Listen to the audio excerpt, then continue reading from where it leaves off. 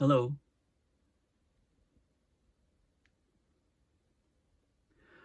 Hello, I'm Paul Beckwith, and in my video today, I'm going to talk about record-breaking heat around the planet, but more specifically, I'm going to focus in on the Southern Hemisphere because we're just going into the Southern Hemisphere spring and summer, and we're missing quite a bit of Antarctic sea ice, and we can expect a huge increase in the warming in the Southern Hemisphere as we move into their summer. And I'll move into some more details, picking Madagascar. I'll talk about the heat waves and the drought in Madagascar that are occurring right now. So it's early, spring, pre-summer in Madagascar, and yet the heat waves that they're getting right now are equivalent to heat waves in previous years at the peak of the summer period. So things are all out of whack around the planet, and I'll talk about the reasons why we're seeing this huge acceleration of warming, specifically, like I'm saying, in the Southern Hemisphere. Okay, so to get a good view of what's happening around the globe, just Google Climate Reanalyzer and have a look at Climate Reanalyzer. I'm looking at today's weather maps. This is a 2-meter temperature anomaly, and you can see tremendous heat, over Greenland and parts of the other parts of the Northern Hemisphere. Huge amounts of heat. Southern Hemisphere, there's also lots of heat in regions of North Africa, South Africa, Asia, India, and also South America. The Brazilian rainforest is under drought, and it's a very, very severe drought, and we've got the El Niño going on here. Okay, so we're going to look at, if you look at the anomalies, the Arctic is actually pulling over 5 degrees Celsius warmer than it should be for this time of year. This was for yesterday, or just yesterday, November 25th. So over 5 degrees warmer than normal. Northern Hemisphere, 1.2 degrees warmer than normal. Southern, plus 0.41. Of course, there's a lot more oceans over the southern. Tropics are very warm. Everything's warming up significantly. So this is a 2-meter temperature anomaly, and you can cycle through and see what's going on. Look at this massive band of heat here. Okay, and there's regions over Antarctica that are extremely warm, very, very high temperature anomalies. Okay, if you look at sea surface temperature anomalies instead, you can see we've got our very, very strong El Niño developing here. And there's also a lot of warming in the Atlantic side of South America. So we're getting this massive drought in the Amazon rainforest, as I discussed in my last video. This is also interesting here, these sort of patterns developing, these bands. Extreme warmth. So this is sea surface temperature anomaly. And you can see different views here of the El Niño. And the effects of the El Niño will be much, much greater next year, right? They're always stronger the year after the El Niño initiates. Okay, you can see it here. It's interesting, the banding here. Okay.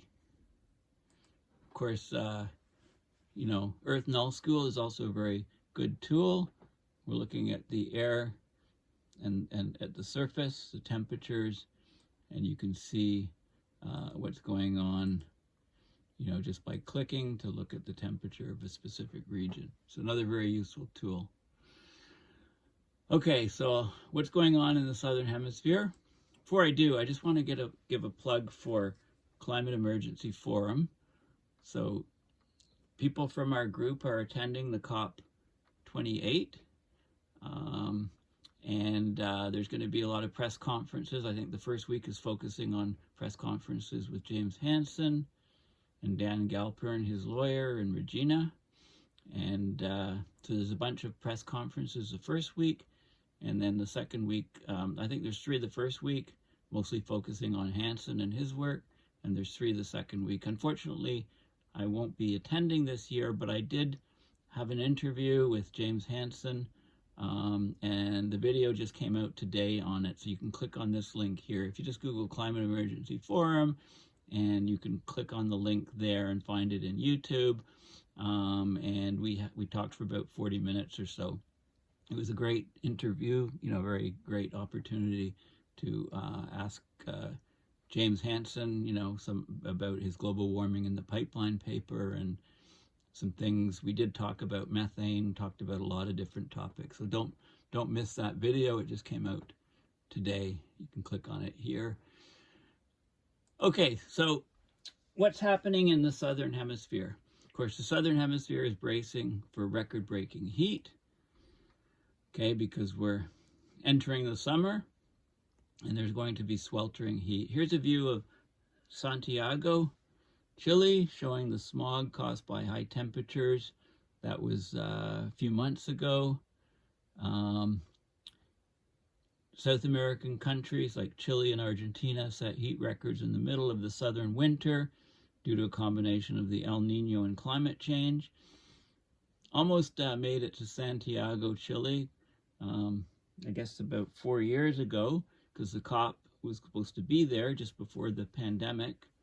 But there was some unrest and some damage to the subway systems and metro systems about a month before it was supposed to start. So it was canceled for Santiago and then moved to Madrid, Spain, which I was able to attend.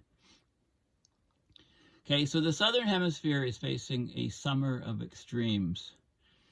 Climate change is amplifying the effects of natural climate variability, like the ENSO. So our summer, of course, in the Northern Hemisphere, we had extreme heat in Europe, China, and North America, setting new records for both daytime and nighttime temperatures. And there's a high chance of seeing these record high temperatures in Southern Hemisphere. So as 2023 draws to a close, meteorologists and climate scientists are predicting weather patterns that will lead to record high land and sea surface temperatures. And this, of course, is the strong El Niño in the Pacific and also a positive Indian Ocean Dipole. Okay, so what's an Indian Ocean Dipole? Okay, you just Google Indian Ocean Dipole. It's a climate pattern affecting the Indian Ocean. During the positive phase, warm waters are pushed to the western part of the Indian Ocean, while cold, deep waters are brought to the surface in the eastern Indian Ocean. So this is the Indian Ocean Dipole, the positive phase. So warmer than normal, increased convection and rainfall, and then the air descends down here, cooler than normal here. Okay, this type of thing. So you get the winds pushing the warmer water, so it pools over here on the western part of the Indian Ocean. There's more chance of rain in East Africa, for example, less chance of rain in Australia. And then the negative phase is the opposite effect. Okay, the water is pushed, the warm water is pushed over this way, so there's upwelling and it's cooler on this side. Okay, so that's the Indian Ocean Dipole. So this climate variability can have a big influence on drought and extremes across the Southern Hemisphere. Okay, so a lot of these quotes are from Australian research institutes and scientists studying climate change and the effects of things down in the Southern Hemisphere. We tend to overlook the Southern Hemisphere, right? We're a very Northern Hemisphere centric planet. During 2019 and 2020 in Australia, there was this combination of climate drivers contributed to wildfires that burned for several months across more than 24 million hectares of land in eastern and southern Australia. Okay, just to give you an idea, we had massive wildfires in Canada this year. How many hectares have burned? Well, as of October 24th, 18.4 million hectares burned, an area roughly the size of North Dakota. And if you look at the stats, okay, this was from a while back when we were only up to 11.5 million hectares. Like I said, we're at 18.5 million now, way off the scale. But this is what we've had in other years. So nothing comparable.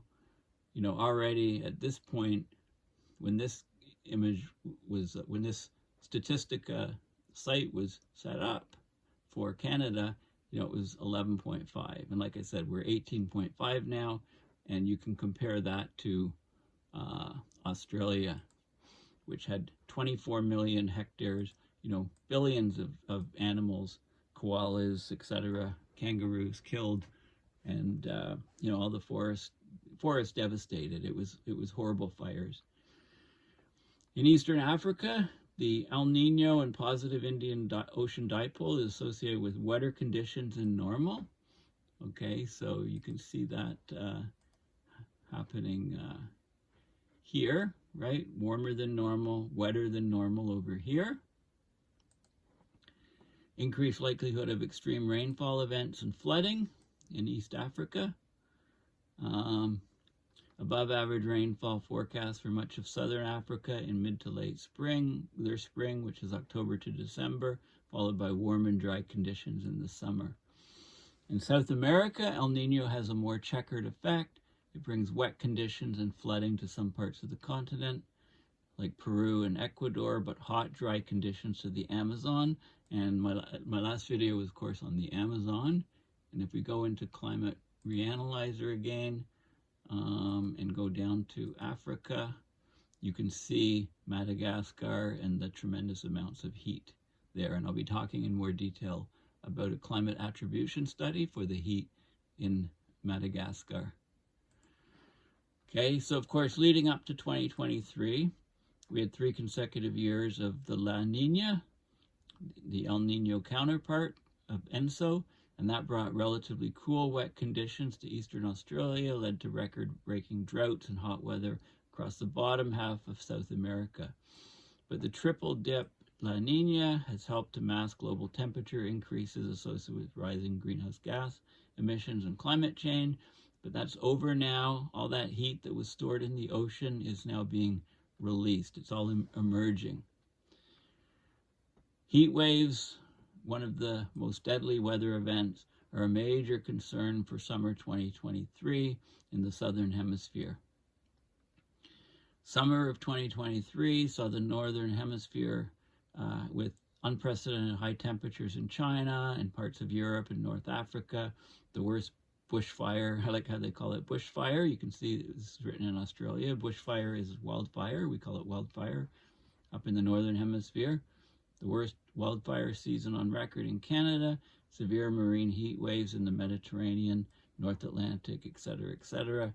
And in the Northern Hemisphere, because we have a lot of land, these large land masses create areas of circulating warm, dry air known as heat domes over the continents, and that blocks low-pressure systems that would otherwise bring cooler, wetter conditions, so we get sustained heat waves.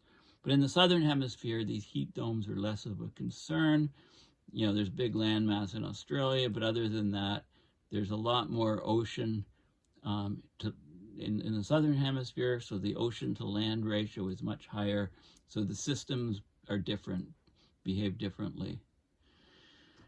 And of course, the sun is approaching the peak of its 11-year cycle. That adds a little bit of heat. There was an eruption of a volcano, underwater volcano, Hunga Hapai, in January 2022. It added a lot of water vapor to the upper atmosphere, some of which is still there, and that's a strong greenhouse gas, water vapor, so it slightly increased global temperatures. The oceans are very, very hot. Global average sea surface temperatures reached a record high in July this year. Some areas were more than 3 degrees Celsius warmer than normal. And I showed you in here, I showed you these are sea surface temperature anomalies.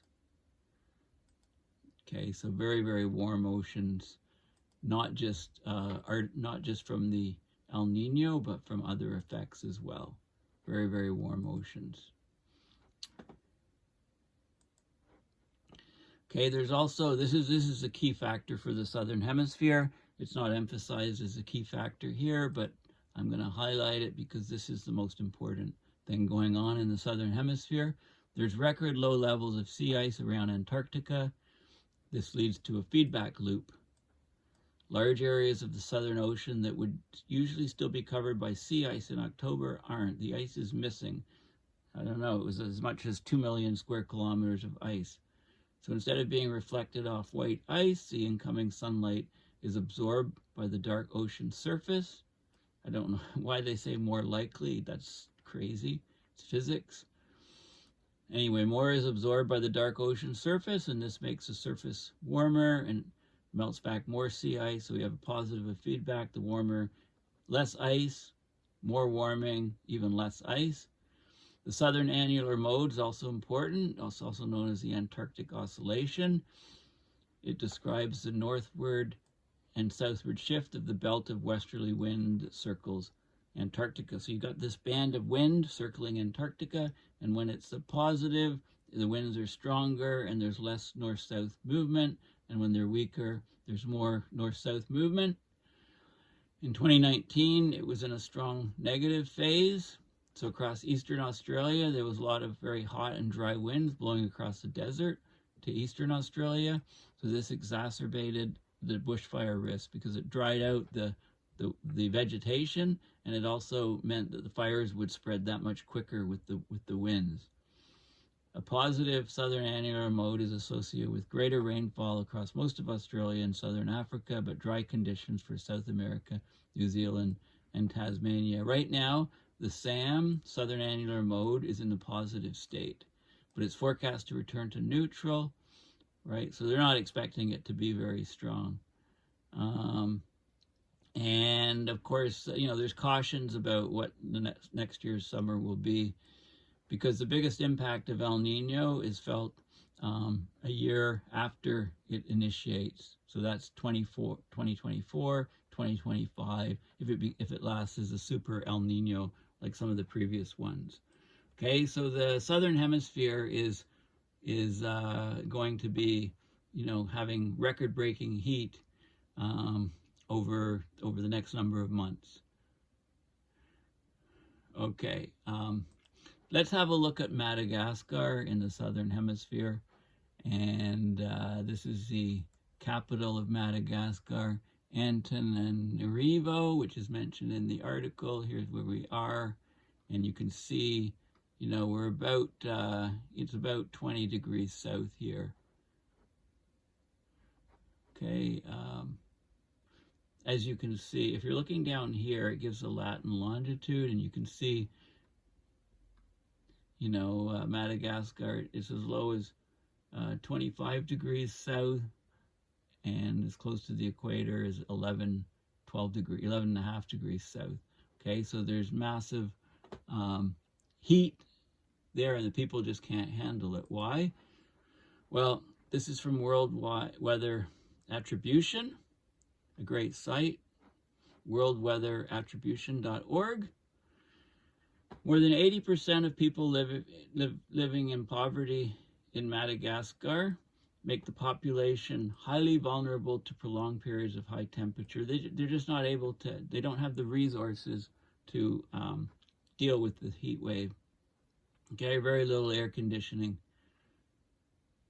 Okay, so extreme poverty makes the people in Madagascar, how many people are there? I think it was on here.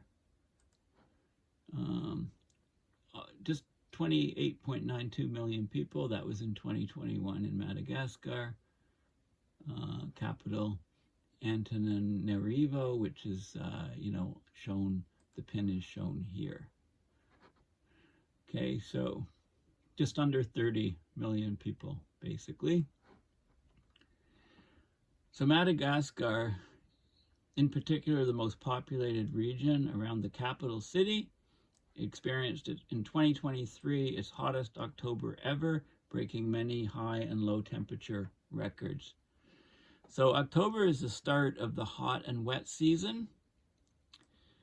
Okay, and the peak is normally in December, January, but the temperatures that we've just had in October were as high as they usually are at the height of the warm season. The region with highest temperatures and where many records were broken is also the most densely populated part of the country. So millions of people were affected by extremely high temperatures. 80% of them are in poverty. There's no way they can cool themselves, no air conditioning to speak of. And no impacts of the record-breaking heat were recorded. This does not mean that no impacts occurred. It's a known fact that extreme heat in African countries is notoriously underreported, despite highly vulnerable population.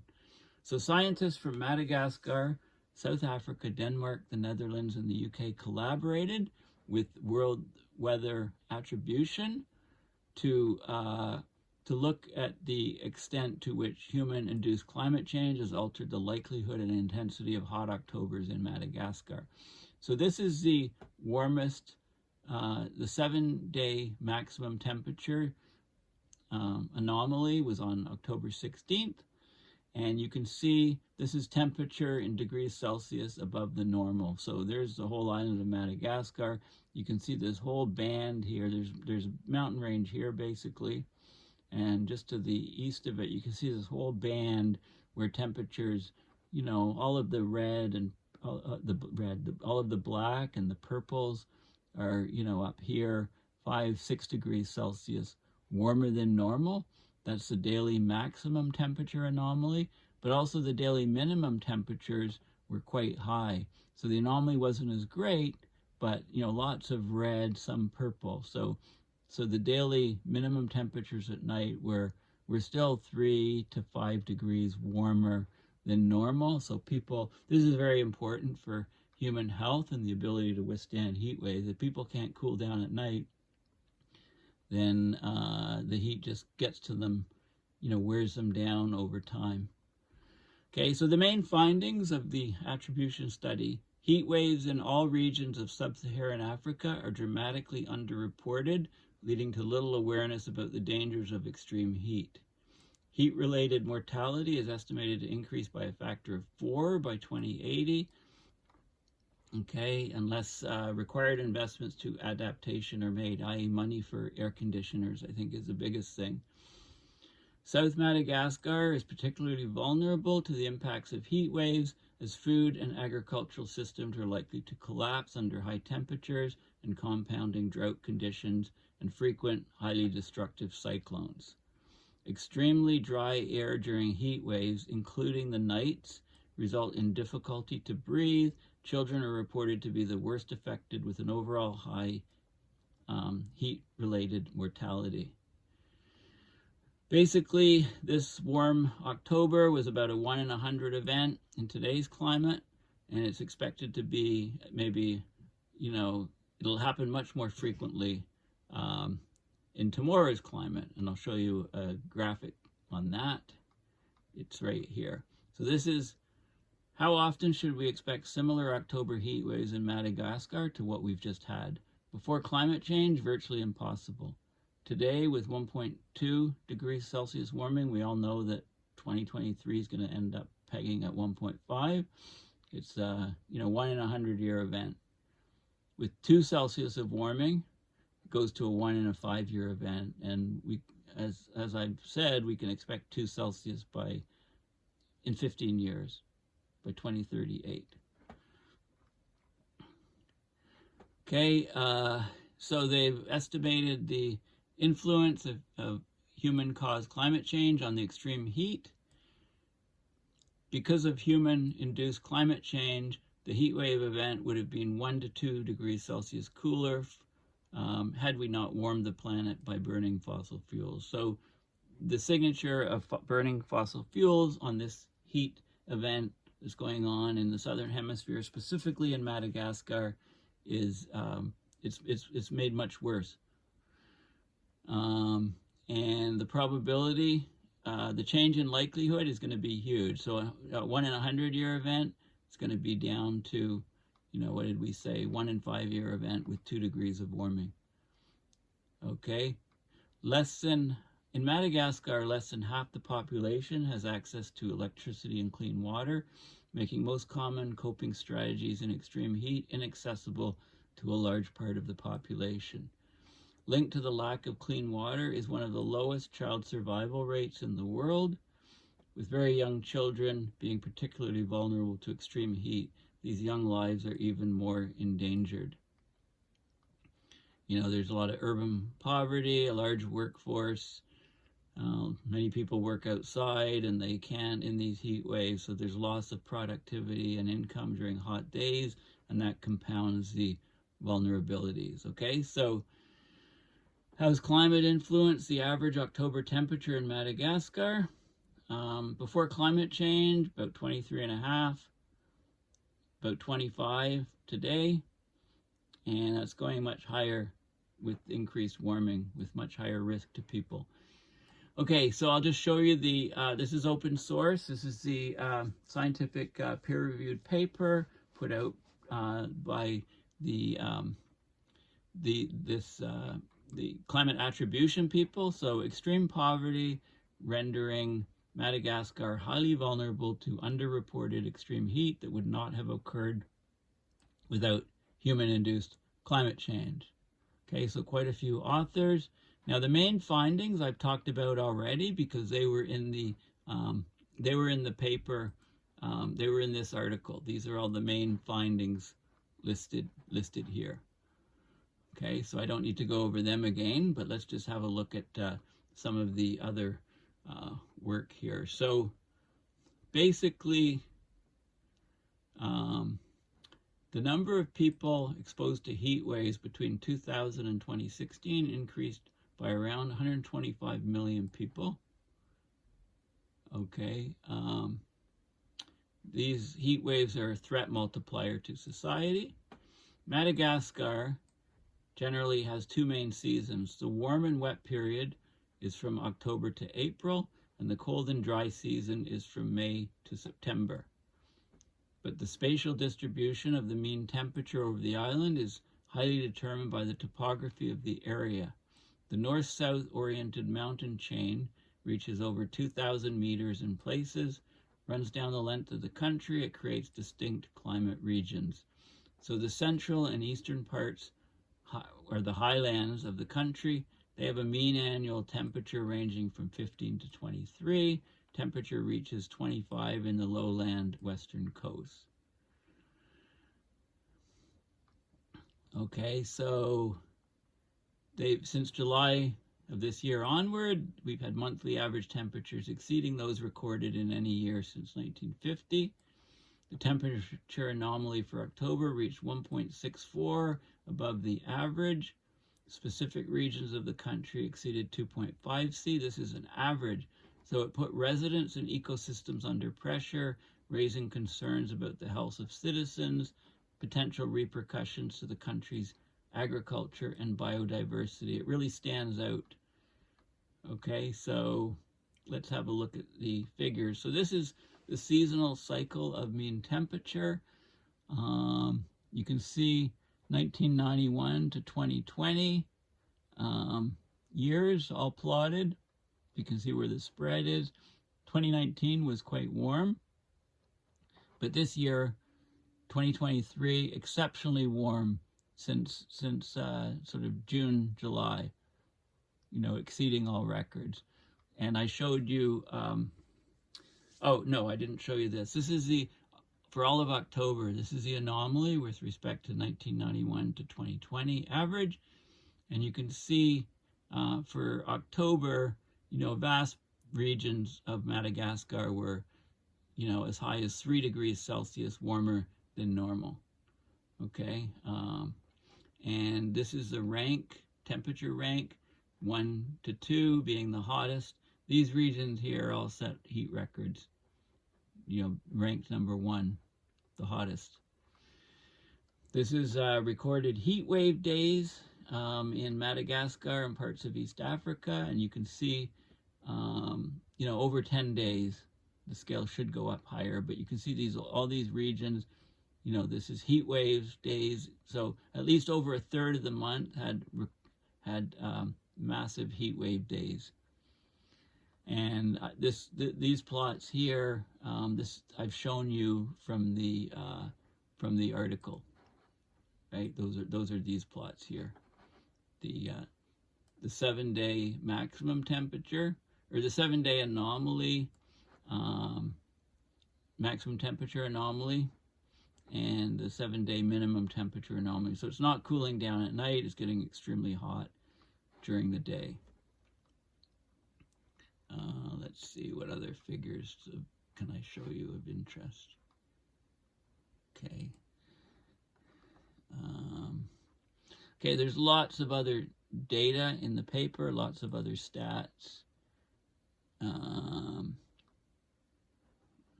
In the attribution study, just want to show you this. This is the ENSO temperature relationships for October. So you can see the very, very warm ocean temperatures here from ENSO. This is the Indian Ocean Dipole temperature relationship. So remember the Indian Ocean Dipole is the currents, the winds are stronger this way. So the very, very warm water is pushed over to the western side of the Indian Ocean, and it's cooler on the eastern side. This is a strong, positive Indian Ocean Dipole. What else can I show you? There's a lot more charts and stuff, but I think you've got the idea. If you want to, this is open source, so you can just go and access the paper. So let's just summarize here. Basically, the Southern Hemisphere is really, really warm. There was an attribution study done specifically on Madagascar.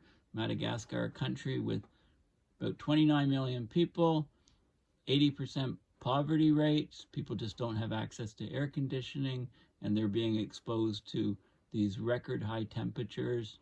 The temperatures that Madagascar is experiencing now in the early spring are equal to what they would normally be at the peak of the summer.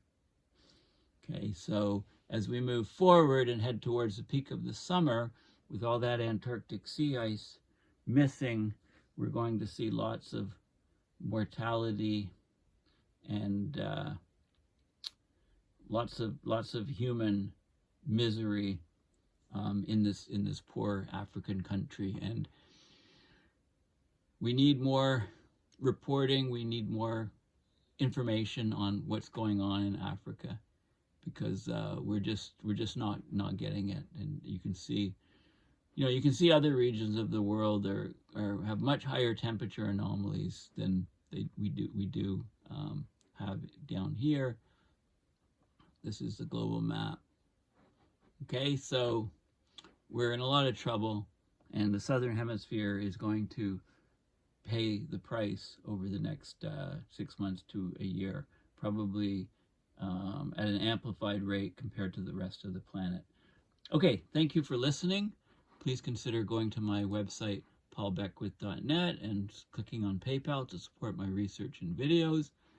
And also remember to Google climateemergencyforum.org, find out look at the media advisors as to talks that are going to be occurring at the COP. I'll be covering the COP in great detail, but I'm going to focus this year on the negotiations, and I'll be doing it from my office at home in Ottawa this year. And make sure you go and look at the video of the interview, the one-on-one interview that I had with James Hansen about a week ago, and the video just came out today, November 26th. So make sure you check that out. And also what's up with COP28. I'll be doing lots of videos on what's happening with COP28, probably covering the conference in greater detail than I've done in previous years when I've attended, actually, at least the high-level parts of the talk. Okay, well, thanks again for listening. And yeah, please remember to go to my website and donate here to support my research and videos as I connect the dots on abrupt climate system change. And yeah, thanks again, and bye for now.